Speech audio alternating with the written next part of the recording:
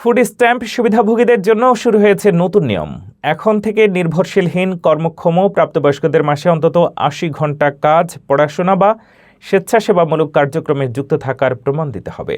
না হলে বন্ধ হয়ে যেতে পারে সুবিধা। বিস্তারিত আরও জানুন প্রতিবেদনে। ১ মার্চ থেকে কার্যকর হয়েছে নতুন শর্ত। এখন যারা কর্মক্ষম এবং যাদের ওপর নির্ভরশীল সন্তান নেই তাদের প্রতি মাসে অন্তত ৮০ ঘন্টা কাজ, পড়াশোনা বা ভলান্টিয়ার কাজের প্রমাণ দিতে হবে। নিউ ইয়র্ক সিটির হিউম্যান রিসোর্সেস অ্যাডমিনিস্ট্রেশন জানিয়েছে প্রায় ১,২৩,০০০ মানুষ সরাসরি এই নিয়মের আওতায় পড়ছেন। নতুন আবেদন ও রিনিউয়ের সঙ্গে সংখ্যা আরও বাড়তে পারে।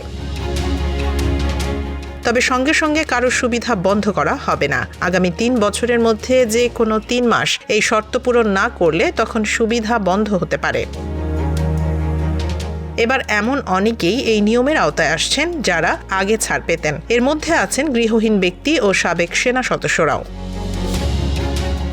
প্রশাসনের পক্ষ থেকে বলা হয়েছে যারা মনে করছেন তারা প্রভাবিত হতে পারেন তারা দ্রুত HRA অফিস বা অনলাইনে যোগাযোগ করুন। পাঠানো চিঠি বা নোটিশ যেন কেউ উপেক্ষা না করেন।